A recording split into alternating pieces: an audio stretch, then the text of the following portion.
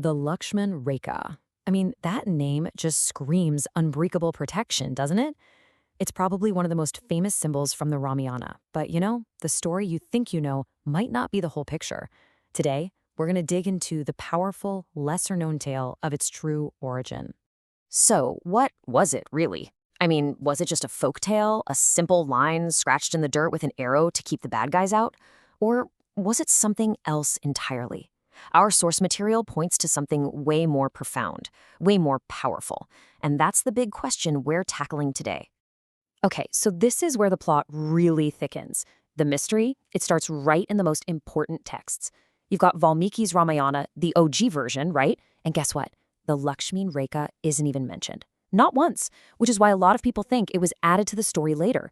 But then you look at the Ramcharitmanas and boom, the origin is described in detail. See the problem? This huge difference is exactly why this whole thing is so debated. So if we want to understand the line, we've got to understand the man who drew it, right? It turns out the incredible power of the Rekha didn't come from some outside magic or a special chant. No, it was an internal power, a power that Lakshman himself spent years and years building. This wasn't a trick, it was earned. And get this, the foundation for this power was built over 14 years. 14! For that entire time, the whole exile, Lakshman practiced what's known as brahmacharya. We're talking about a life of absolutely intense discipline, unwavering focus, and celibacy. That kind of incredible commitment, well, that was the first step to building up this massive reserve of personal energy. Now, this power wasn't built on just one thing. It was a whole recipe, a combination of deep yoga and what's called sadhana, which is just a super dedicated spiritual practice. The source says that through this whole intense process, his body, his very being, became energy enriched. He was basically a walking, talking vessel of pure, concentrated power. Okay, but having all that energy is one thing, right? Knowing how to actually use it, that's a whole other ballgame. And that's where this ancient knowledge comes in.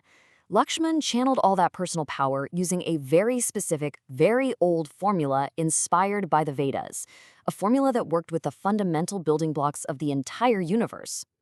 So yeah, let's put a name to this because it actually has one.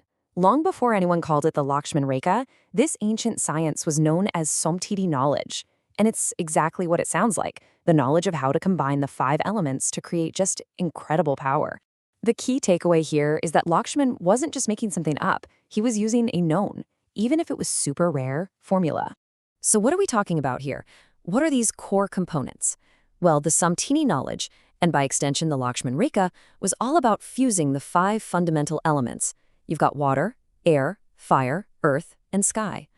So you see, this was never just a line scratched in the dirt. It was a barrier literally woven from the fabric of reality itself.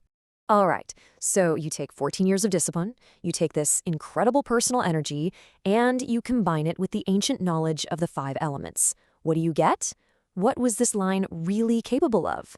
Well, let me tell you, it was a lot more than just a magical fence. This was a line of absolute, undeniable defense.